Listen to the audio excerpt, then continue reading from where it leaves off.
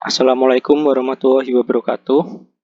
Sebelumnya perkenalkan kelompok saya yang beranggotakan yang pertama Effendi Dwi Asmiantoro, NIM D22 2018-02241, kemudian Aji Seno Birowo, NIM D22 2018-02363, yang ketiga M. Farul Maula, NIM D22 2018-02460, dan yang keempat saya sendiri Febrio Asta Taksaka, NIM D22 2018-02517. Yang terakhir ada Ardiansyah Priambudi, NIM D22 2018-02272. Di sini kami akan mempresentasikan hasil dari kerja kelompok kami yang membahas tentang aplikasi Hospital Run. Pembahasan yang akan dibahas yaitu ada yang pertama sejarah, kemudian teknologi, karakteristik, tantangan implementasi, standar yang digunakan, dan yang terakhir ada keamanan dan kontrol akses. Selanjutnya akan dibawakan oleh teman saya. Halo, saya Fahrul Maula dan di sini saya akan menjelaskan mengenai sejarah dan teknologi dari Hospital Run. Yang pertama adalah sejarah. Perjalanan menuju Hospital Run dimulai pada tahun 2012 di Rumah Sakit Cure Internasional di Kijabe, Kenya. Rumah Sakit Cure adalah rumah sakit yang merawat anak-anak dengan kondisi yang dapat diperbaiki melalui pembedahan, seperti kaki pengkor, kaki membungkuk, bibir dan langit sumbing. Kemudian pada bulan April tahun 2012, pendiri Hospital Run berada di Kenya untuk memeriksa keefektifan laporan pasien waktu nyata yang baru saja dirilis oleh Cure. Pada saat itu, dia melihat sistem rekam medis rumah sakit berupa catatan berbasis kertas. Di samping itu, dia juga menyaksikan para staf sibuk menggali kotak-kotak catatan medis. Hal tersebut sangat menguras waktu dan energi. Akibatnya, para staf terkadang kehilangan jejak siapa yang memiliki data apa. Bisa dilihat gambar di samping adalah gambar dari dokumen rekam medis pada waktu itu. Kemudian, berdasarkan hasil pengamatan yang dia lakukan, dia tertarik untuk memperbaiki sistem rekam medis tersebut. Menurutnya, salah satu solusi jangka panjangnya adalah beralih menggunakan cloud. Setibanya ia di kantor, tepatnya di Pennsylvania, ia dibantu dengan partnernya yang bernama John, mulai bekerja dengan paradigma desain yang disebut offline first. Kemudian mereka memutuskan untuk mengeksplorasi prinsip offline first dalam melayani masalah yang menantang. Namun masih dalam tahapan yang lebih kecil, kebutuhan database penelitian untuk program di dalam Cure mereka sebut dengan Cure Hydrocephalus. Bisa dilihat gambar di samping adalah gambar dari desain database pertama mereka. Kemudian, pada musim gugur tahun 2012, basis data penelitian itu diterapkan di 14 negara, terutama di sub-Sahara Afrika. Tetapi mereka perlu menangani masalah yang lebih besar dari solusi HIS atau sistem informasi rumah sakit yang lengkap. Sistem yang mereka buat semakin berkembang. Mereka menghabiskan tahun 2013 untuk mengevaluasi teknologi dan mencoba menemukan solusi yang dapat memenuhi kebutuhan jaringan Cure internasional. Kemudian di awal tahun 2014, mereka memeriksa ulang pekerjaan yang telah mereka lakukan dengan database penelitian Hydrocephalus offline pertama yang mereka buat, dan mengambil apa yang mereka pelajari di sana dan menerapkannya pada upaya yang baru. Sistem yang mereka buat dulu memiliki banyak kekurangan, di antaranya karena kurangnya kemampuan untuk mempengaruhi komunitas, kurangnya fokus yang jelas pada UX, atau kebutuhan praktis yang harus mereka lakukan untuk sepenuhnya merancang ulang teknologi mereka yang tidak perlu. Mereka kemudian memutuskan untuk membuat sistem baru yang mereka beri nama Hospital Run, yang tentunya lebih baik dari sistem yang mereka buat sebelumnya. Salah satu hal yang mereka berikan untuk Hospital Run adalah pengalaman kegunaan bagi kontributor. Kontributor di sini adalah bahan bakar yang membuat proyek open source seperti ini menjadi mungkin, seperti pengkodean, desain, pengalaman, pengguna, pemasaran, manajemen proyek, persyaratan produk, dan pengembang. Hingga saat ini, lusinan orang yang telah berkontribusi pada apa yang telah dicapai dengan Hospital Run. Dan ratusan lainnya secara aktif melacak dengan proyek tersebut. Kemudian untuk teknologi dari Hospital Run itu sendiri. Pada slide telah terdapat gambar tampilan awal dari sistem dari Hospital Run itu sendiri. Jadi terdiri dari beberapa fungsi atau beberapa menu. Yang pertama adalah inventory, kemudian pasien, schedule, imaging, medication, lab, billing, incident, dan administration. Kita akan menjelaskan satu persatu dari bagian-bagian tersebut. Yang pertama adalah inventory. Inventory adalah fungsi untuk melakukan pengaturan data persediaan barang yang berkaitan dengan aktivitas logistik rumah sakit. Jadi pada fungsi ini, persediaan barang baik itu peralatan, obat-obatan akan terekap di menu inventory ini. Dan di samping telah terdapat bagian atau isi dari inventory yang terdiri dari request, item, inventory, receipt, dan report. Yang kedua adalah menu pasien. Sesuai dengan namanya, fungsi ini berkaitan dengan pasien, meliputi daftar pasien, pasien yang sedang dirawat, dan pasien yang pulang maupun pelaporan. Fungsi pasien ini sendiri terdiri dari beberapa. Yang pertama adalah pasien listing, kemudian admitted patient, outpatient, new patient, dan report. Yang ketiga adalah schedule. Adalah fungsi yang berkaitan dengan penjadwalan, baik itu jadwal pasien melakukan suatu tindakan medis maupun jadwal temu dokter dengan pasien. Jadi, para dokter maupun pasien sudah terinput jadwalnya di sini. Jadi apabila ada dokter yang terlupa akan jadwal yang harus dokter tersebut lakukan, maka akan diingatkan melalui fungsi scheduling ini. Dan yang keempat adalah imaging. Adalah fungsi yang berkaitan dengan tindakan imaging atau radiologi. Fungsi imaging ini terdiri dari beberapa submenu, yaitu request, completed, dan new request. Jadi, pasien yang akan melakukan tindakan radiologi akan tercatat di fungsi imaging ini. Yang kelima adalah medication. Medication adalah fungsi yang berkaitan dengan pengobatan atau tindakan medis. Medication sendiri terdapat sub-sub menunya. Yang pertama adalah request, completed, new request, dispense, dan return medication. Yang keenam adalah lab. Fungsi yang berkaitan dengan pemeriksaan laboratorium. Terdiri dari beberapa submenu. Yang pertama request, complete, dan new request. Kemudian fungsi yang ketujuh adalah billing. Fungsi yang berkaitan dengan pembayaran atau tagihan keuangan. Jadi semua tagihan dari pasien itu akan tercatat di fungsi atau menu billing ini. Yang kedelapan adalah incident. Adalah fungsi yang berkaitan dengan insiden. Dan yang terakhir adalah administration. Adalah fungsi yang berkaitan dengan urusan administrasi. Submenu dari administrasi itu sendiri ada address field, custom form, incident categories, load DB, lookup list, point header, user, new user, dan user role. Selanjutnya saya akan menerangkan mengenai karakteristik dari aplikasi Hospital Run. Nama saya Effendi Dwi Asmiantoro dengan NIM D22-2018-02241. Karakteristik dari aplikasi Hospital Run yang pertama yaitu for developing world.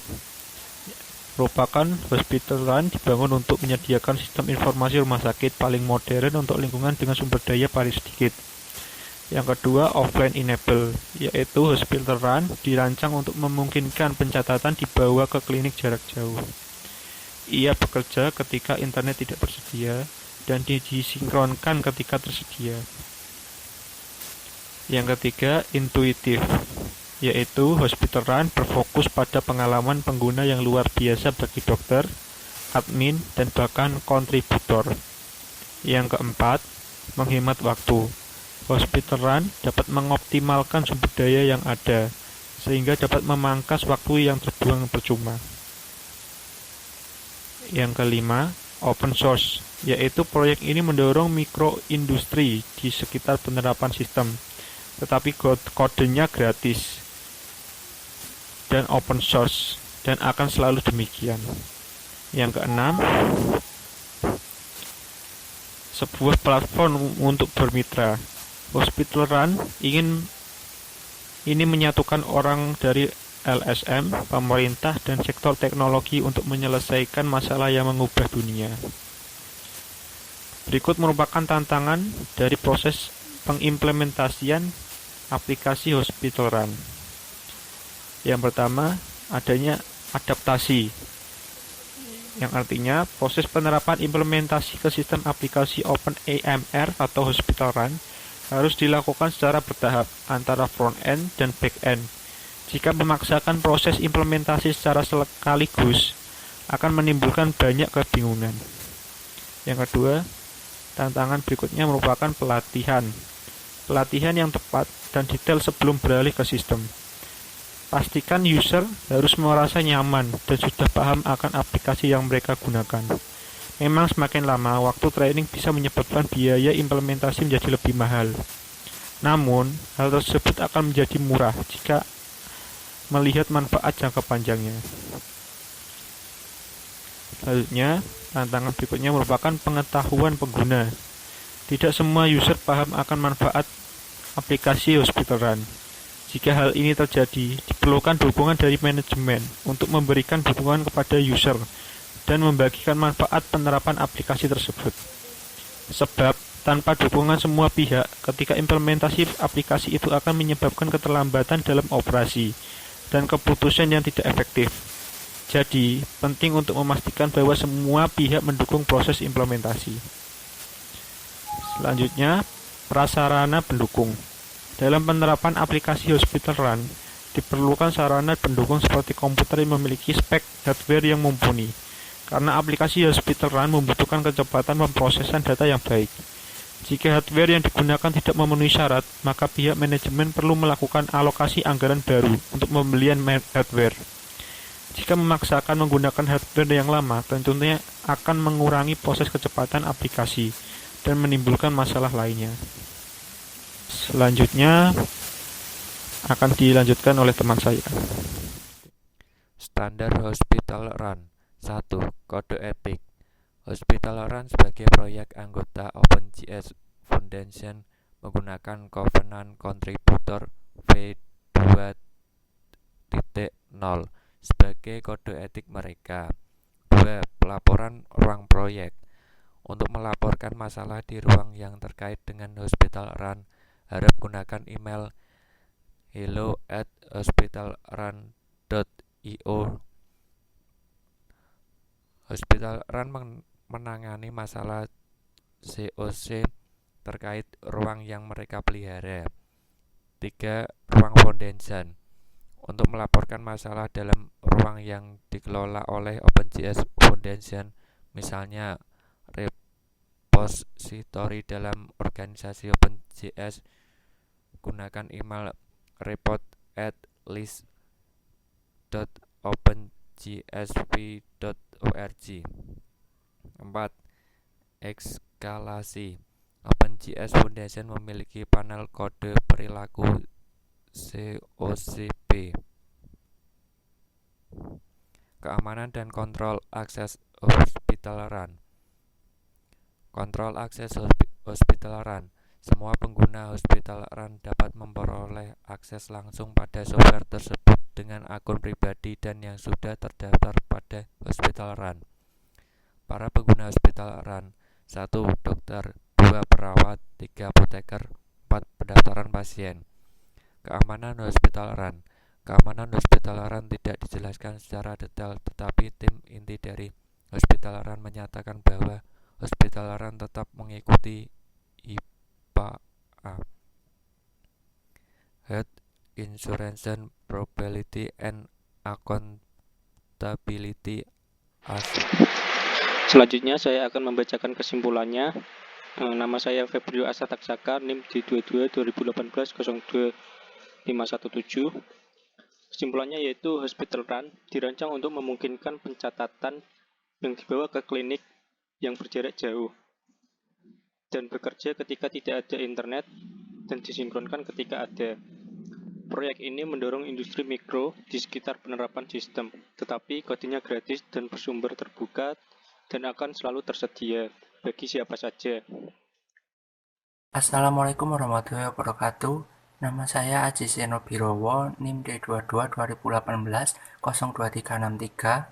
Di sini saya akan mempraktekkan atau melakukan demo dengan aplikasi open source yaitu Hospital Run. Di Hospital Run ini kita bisa langsung mendownload atau melakukan online demo. Di online demo itu data-datanya sudah ada secara otomatis, misalnya nama pasien, nama dokter, klinik, penagihan, pembayaran, dan lain-lain sudah ada. Sedangkan di download ini masih kosong dan kita harus mengisinya terlebih dahulu. Di sini saya akan mempraktekkan yang di download terlebih dahulu. Tampilan awalnya seperti ini. Ada inventory, pasien, schedule, image, medication, lab, billing atau penagihan, insiden, dan administration. Di sini saya akan mempraktekkan atau melakukan demo yang sering dilakukan oleh petugas rumah sakit melalui aplikasi ini. Yang sering dilakukan yang pertama yaitu cara mendaftarkan pasien baru ke poliklinik rawat jalan. Yang kedua, cara mendaftarkan pasien lama ke poliklinik rawat jalan. Yang ketiga, cara menambahkan profil pasien yang ada atau yang kurang itu profilnya nanti kita bisa edit. Kita klik menu pasien. Nah, di sini sudah terisi nama Misbah Atta ini tadi saya isi sendiri manual. Kemudian kita ke menu rawat jalan, outpatient, today outpatient. Kemudian kita akan mendaftarkan pasien baru ke poliklinik rawat jalan. Kita klik pasien check-in. Kemudian kita isi namanya karena ini pasien baru. Misal namanya Ardisa Songko. Check-in hari ini, kemudian visit type-nya ini diisi klinik bisa diisi klinik, follow up, image, lab atau farmasi, tidak ke klinik. Kemudian lokasinya ini bisa diisi bedah atau mata atau umum, misal kita isi umum. Examiner itu dokternya, misalnya dokter Ratih. Kemudian reason for visit ini diisi alasan pasien mengunjungi atau keadaan pasien itu gimana, misalnya diisi sakit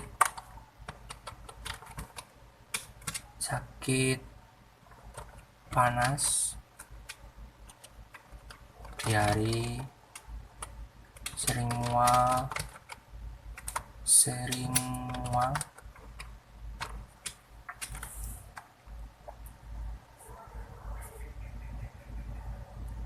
kemudian jika sudah kita klik check in, kemudian klik add dan OK. Kita kembali ke outpatient. Nah, di sini hari ini mendaftar yaitu Ardisa Songko di klinik, check in jam 9:30 dengan dokter Rati. Kemudian kita akan mendaftarkan pasien lama. Kita klik pasien check in sama kayak tadi. Terus misal yang mendaftar itu namanya Misbah. Dan ini misbah jasa saya ini udah ada, karena ini pasien lama, jadi datanya sudah ada. Tinggal dia mau memilih klinik apa. Kita ini bisa diisi klinik, misalnya dia ke klinik mata dan dokter Sari. Alasannya itu mata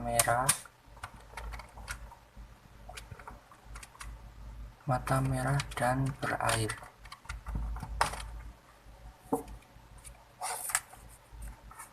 Kita klik check in.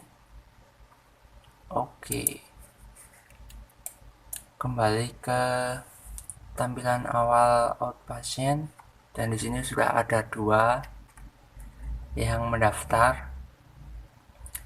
Ini pasien baru, kemudian ini misbah Sasha, ini pasien lama. Kemudian yang ketiga itu saya akan mempraktekkan cara menambahkan profil pasien yang ada atau yang kurang. Di sini kan Ardi Sasongko jenis kelaminnya belum ada, jadi kita akan menambahkannya di pasien listing. Nah, ini belum ada jenis kelaminnya, kita bisa klik namanya, kemudian kita klik general. Di sini juga ada historinya, ada foto, ada appointment atau janji. Misal janji penjadwalan operasi atau kontrol juga bisa. Sini aja mengunjungi dokter Atih di sini, ke poli umum. Cara menambahkannya seperti ini. Kita klik ke general, kemudian yang sek ini kita tulis laki-laki. Kemudian tanggal lahirnya juga bisa diisi, misal ini 2000. Oke, terus ininya diisi kota lahir Semarang, ini diisi privat. Nomor HP juga bisa diisi, alamat,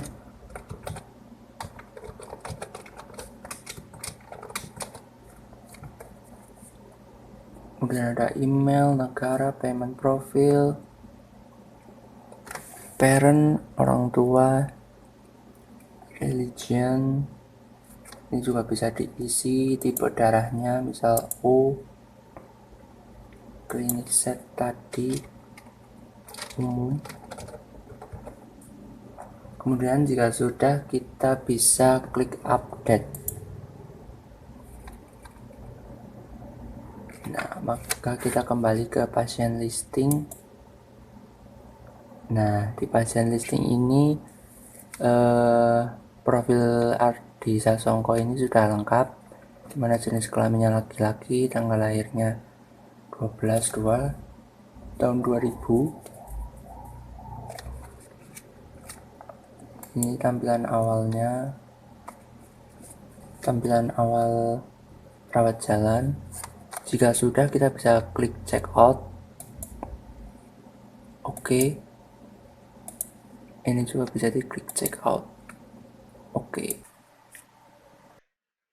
Sekian presentasi dari kelompok kami, kurang lebihnya mohon maaf. Wassalamualaikum warahmatullahi wabarakatuh.